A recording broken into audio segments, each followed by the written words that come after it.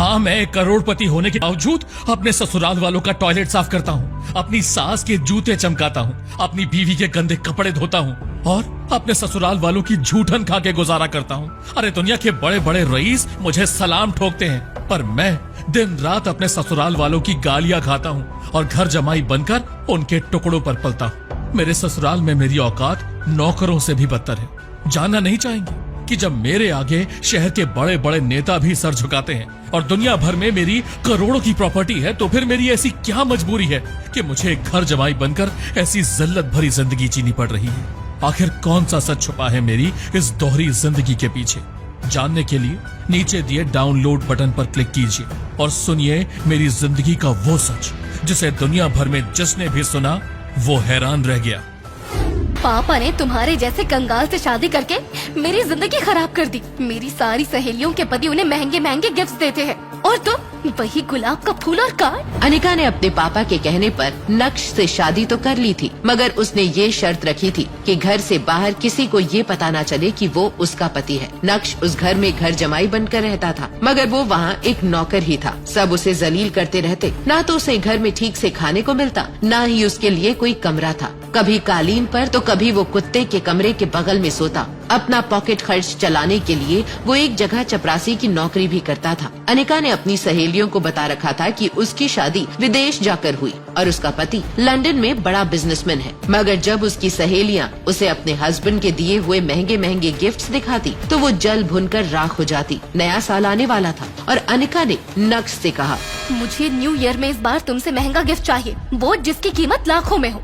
मगर अनिका, इतने पैसे मैंने आज तक देखे भी नहीं। मैं तुम्हें इतना महंगा गिफ्ट कैसे दे सकता हूँ? वो तो तुम्हें मुझसे शादी करने से पहले सोचना चाहिए था। एक मर्द होकर अपनी बीवी की डिमांड भी पूरी नहीं कर सकते। छी! नक्श को अपनी पत्नी की ये बात चुभ गई। वो चुपचाप वहाँ से चला गया। 2 दिन बाद न्यू ईयर पार्टी के पहले ही नक्श अनिका के पास आया और उसे एक गिफ्ट पैक दिया। अनिका ने बुरा सा मुंह बनाकर उस डब्बे को खोला और जैसे ही उसने अंदर का गिफ्ट देखा तो उसके तो होश ही उड़ गए। ये फोन, ये तो इस कंपनी का स्पेशल एडिशन है। इसकी कीमत तो 3 करोड़ है। तुम ये कहाँ से लाए? वो असल में ये ओरिजिनल नहीं है, बल्कि उसी फोन की कॉपी है। अनिका ने बुरा सा मुंह बनाकर उस फोन को अपने कमरे में रख दिया, पर अनिका को नक्श पर थोड़ा शक हुआ क्योंकि वो फोन बिल्कुल असली लग रहा था। तो वो अगले दिन उस कंपनी के शोरूम में गई। वहाँ सेल्स गर्ल ने शिनाया को देखते ही कहा, मैडम, आप मिस्टर भानुशाली के दोस्त हैं? मिस्टर भानुशाली? वो भानुशाली इंडस्ट्रीज के मालिक। उन्हें तो आज तक किसी ने देखा तक नहीं है। बड़े बड़े लोग उनसे बात तक नहीं कर सकते। मैं नहीं जानती उन्हें। मगर तुमने ऐसा क्यों पूछा? मैडम, जो आपके हाथ में ये फोन है, ये स्पेशल एडिशन फोन है। ऐसी कटिंग, ये डिजाइन, ये लोगो, ऐसा नकली बनाना इम्पॉसिबल है। इंडिया में ये कल ही दूसरा पीस बिका है जो मिस्टर रायजादा ने खरीदा है। तो फिर आपके पास ये फोन कहाँ से आया?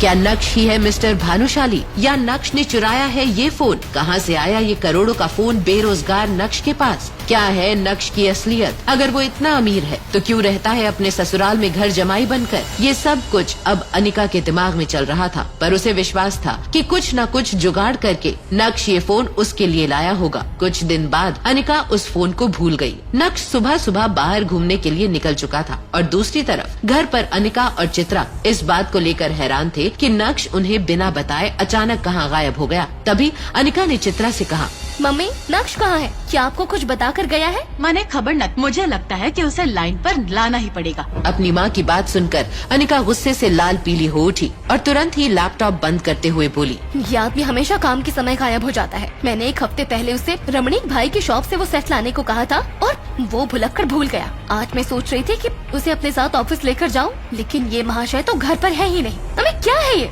क्या मेरी ही किस्मत में ये होना लिखा है? आपने मेरी शादी उस लड़के से क्यों कराई?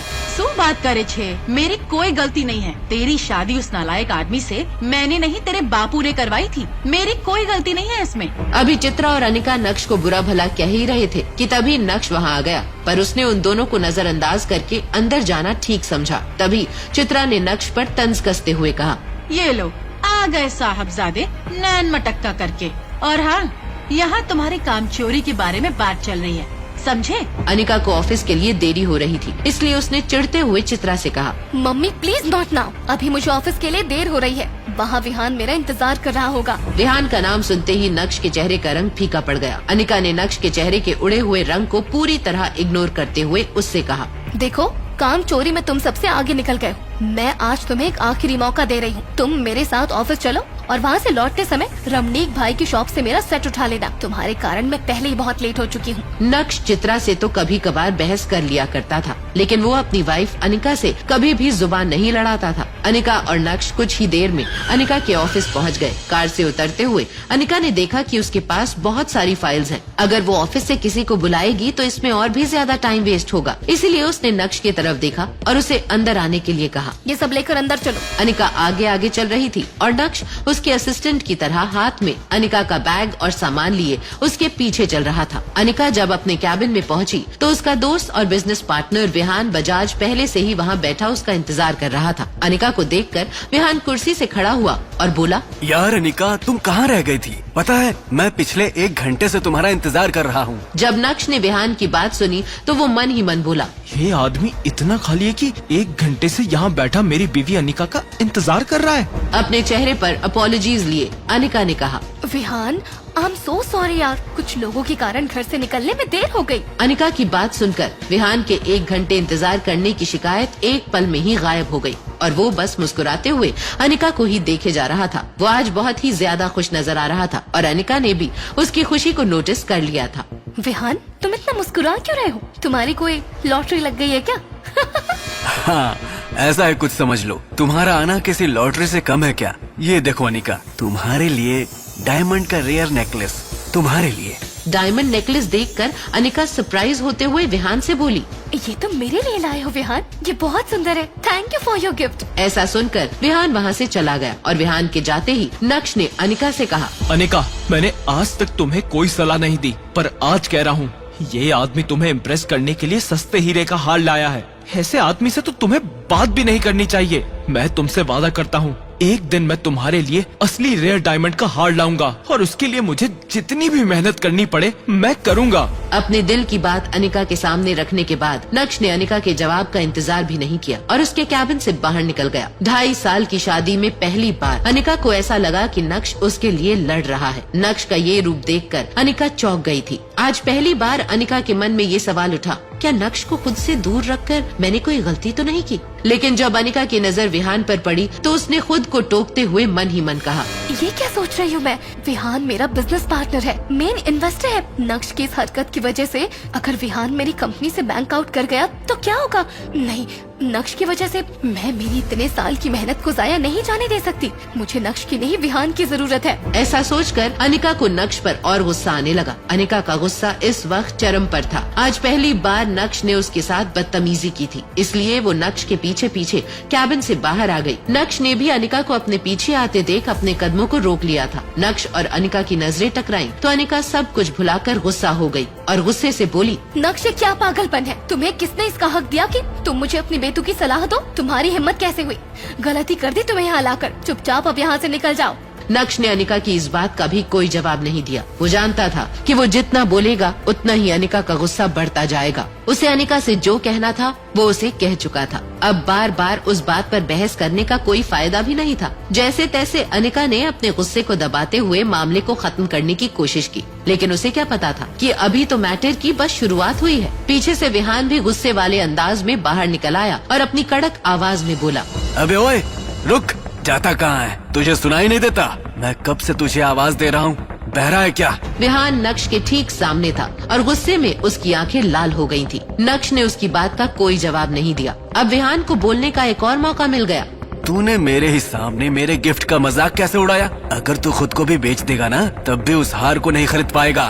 दूसरी बात, तुझे मेरी मार्केट वैल्यू पता होनी चाहिए। 0 डब्बा गोल, साले घर जमाई। नक्श अभी भी सबके सामने हंगामा करने के मूड में नहीं था, लेकिन जब कोई आपकी खामोशी का फायदा उठाने लगे तो बोलना जरूरी हो जाता है। नक्श ने अपनी उंगली उठाई और पीछे की ओर इशारा करते हुए बोलना शुरू किया। पहली बात, ये जो पीछे खड़ी है ना, ये मेरी बीवी है, तो अच्छा होगा कि तुम इससे दूर रहो। दूसरी बात, मेरी बीवी को तुम जैसे इंसान से हीरे का हार लेने की जरूरत नहीं है, मैं उसे ला कर दूंगा। इसीलिए अपना ढोंगी दिखावा बंद करो।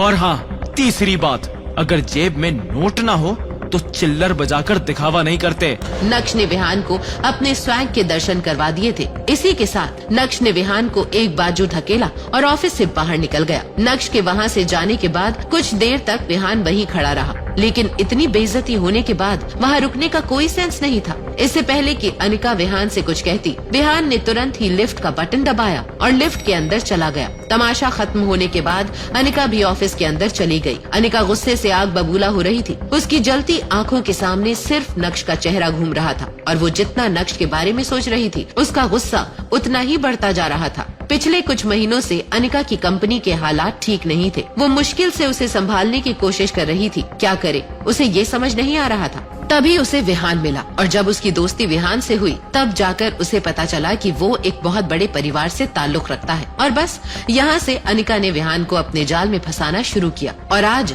विहान न सिर्फ उसकी कंपनी का बिजनेस पार्टनर है बल्कि मेजर इन्वेस्टर भी है। और विहान की वजह से ही अनिका की कंपनी अभी चल रही है। इस कंपनी के सारे लॉसेस विहान ही बेयर करता है और अनिका को इसकी बहुत जरूरत भी है। अनिका का विहान से दोस्ती करना कोई आसान काम नहीं था। कितने पापड़ बेलने के बाद वो उसके करीब आ रही थी। सब ठीक चल रहा था, सब कुछ अनिका के प्लान के मुताबिक हो रहा था, लेकिन नक्श ने आकर आज सब कुछ बिगाड़ दिया। अब अनिका मन ही मन सोच रही थी, क्या जरूरत थी विहान को नक्श को ऐसा कुछ कहने की। अब पता नहीं वो उसकी कंपनी में अपना पैसा इन्वेस्ट करेगा या नहीं। अब अनिका उसे कैसे मनाएगी। अगर गलती से उसने अपना पैसा रिटर्न करने के लिए कहा तो अनिका की कंपनी अंजी कॉर्पोरेशन तो बहुत बड़ी मुसीबत में पड़ जाएगी। उसके बाद क्या होगा, जावेरी खानदान को कौन संभालेगा। ये सोचते सोचते अनिका को खुद पर ही गुस्सा आने लगा। असल में गलती उसी की है। वो क्यों नक्श को उन दोनों के बीच में लाई। क्या जरूरत थी नक्श को ऑफिस साथ लाने की। अगर वो नक्श को अपने साथ नहीं लेकर आती तो अभी विहान उसके साथ बैठा होता।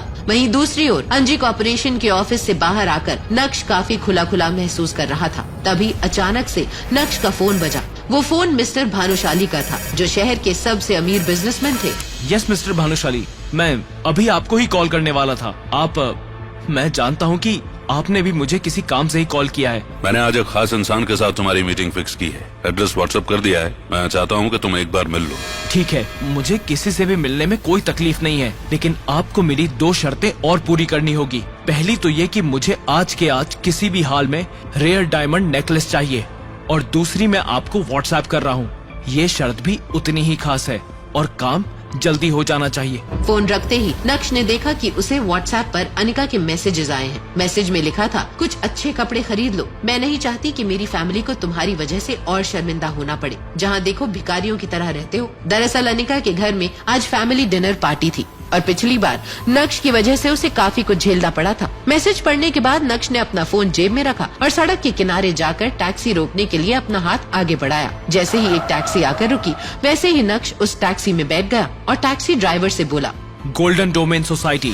गोल्डन डोमेन सोसाइटी सूरत की ही नहीं बल्कि गुजरात की सबसे लग्जूरियस सोसाइटीज में से एक थी। दरअसल यही वो जगह थी जहां मिस्टर भानुशाली ने आज उसकी एक सीक्रेट मीटिंग फिक्स की थी। लेकिन नक्श किससे मिलने जा रहा है, इस बात की उसे कोई जानकारी नहीं थी। लेकिन जब नक्श वहाँ पहुँचा तो पूल विला के गार्डन में बैठे आदमी को देखकर उसका गुस्सा उबाल मारने लगा और नक्श बिना वहाँ रुके वहाँ से निकल गया। नक्श वहाँ से निकल ही रहा था कि तभी उसे एक मैसेज आया। दरअसल आज अनिका की फैमिली गैदरिंग अटेंड करने से पहले नक्श को अपनी हाई स्कूल रियूनियन में जाना था। ग्रेजुएशन के बाद इतने सालों में नक्श पहली बार अपने किसी कॉलेज या स्कूल रियूनियन में जा रहा था। इतने सालों में नक्श अपने किसी भी दोस्त से नहीं मिला था। उस रियूनियन पार्टी के बारे में सोचते हुए नक्श को अपने सारे पुराने क्लासमेट्स याद आने लगे, जिनके साथ वो कभी स्कूल में मस्ती किया करता था। आज नक्श उन सब से फिर मिलने वाला था और ये सोचकर ही नक्श को एक्साइटमेंट हो रहा था। नक्श इन ख्यालों के साथ अभी आगे बढ़ ही रहा था कि तभी उसे अचानक कुछ याद आया और उसने मन ही मन कहा, ओह शिट,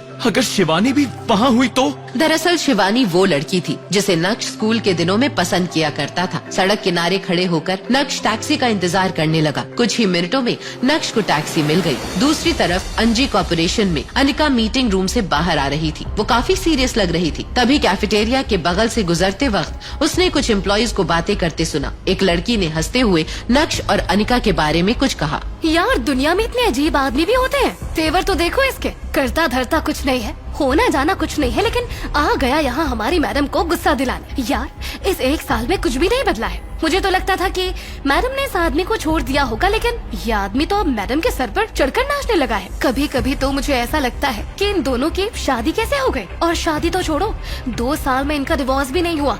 मुझे तो ये देखकर और भी ज्यादा हैरानी होती है।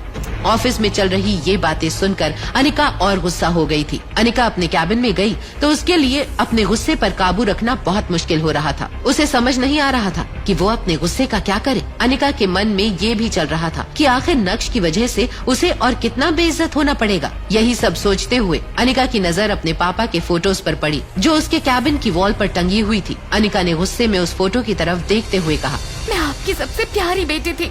मुझे लगता था कि आप मेरे लिए जो भी पसंद करोगे वो बहुत सोच समझ कर करोगे।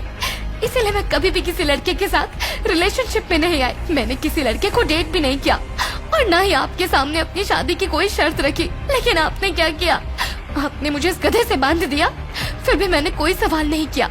अगर उसकी इस हरकतों के बारे में मुझे पहले से पता होता तो शायद मैं आपको मना कर देती। लोग कहते हैं माँ बाप जो कुछ भी अपने बच्चों के लिए करते हैं उनकी भलाई सोचकर ही करते हैं, पर सच कहूँ तो पापा मुझे नहीं लगता कि आपने मेरे लिए कुछ भी अच्छा सोचा था। बल्कि अब तो मुझे ऐसा लगता है जैसे आपको अपना आखिरी काम खत्म करना था और वो करके आप चले गए। अपने दिल की बात अपने पापा के सामने रखने के बाद अनिका फूट फूट कर रोने लगी थी। वहीं दूसरी तरफ नक्श रियूनियन पार्टी के लिए होटल प्राइम स्टार की तरफ निकल पड़ा था। होटल प्राइम शहर का सबसे महंगा होटल था जहां शहर के अमीर लोग आया करते थे। नक्श जैसे ही अपना पुराना स्कूटर लेकर वहां पहुंचा तो उसके पुराने कपड़े, पुराना स्कूटर और पैर में चप्पलें देखकर सिक्योरिटी गार्ड ने उसे गेट के बाहर ही रोक दिया। ए फटीचर, कहाँ घुसे चला आ रहा है? मुझे अंदर होटल में जाना है, मुझे इनवाइट किया गया है। अबे साले, झूठ बोलने से पहले ये तो देख लेता कि तेरी हालत कैसी हो रही है। ये होटल प्राइम है, यहाँ शहर के लोग अपनी बड़ी बड़ी कारों से आते हैं और तू भिखारी ये टूटा आवाज करता स्कूटर लेकर घुसेगा और मैं तुझे जाने दूंगा। चल भाग यहाँ से। ऐसा कहकर गार्ड ने नक्श के स्कूटर पर लात मार दी जिससे नक्श स्कूटर सहित गिर गया और एक महंगी कार के सामने आ गया। वो कार किसी और की नहीं बल्कि होटल प्राइम के मालिक मिस्टर खन्ना की थी। जैसे ही कार में बैठे मिस्टर खन्ना ने ये सब देखा तो वो उतर कर आए और गार्ड पर चिल्लाने लगे, ये सब क्या हो रहा है? वो भी होटल के गेट पर। पता नहीं ऐसा करने से हमारी होटल की रेपुटेशन खराब होती है। देखिए ना सर, ये फटीचर अंदर घुस रहा था, मैंने हटाया तो हट नहीं रहा है। और फिर जैसे ही मिस्टर खन्ना ने अपना चश्मा उतार कर नक्श की तरफ देखा तो उनकी आंखें फटी की फटी रह गई। वो दौड़ते हुए गए और गिरे हुए नक्श को उठाया और कांपती हुई आवाज में बोले, अरे नक्श सर, आप मुझे माफ कर दीजिए, मैंने आपको देखा नहीं। मुझे पता होता आप हैं तो मैं खुद आपको रिसीव करने आता।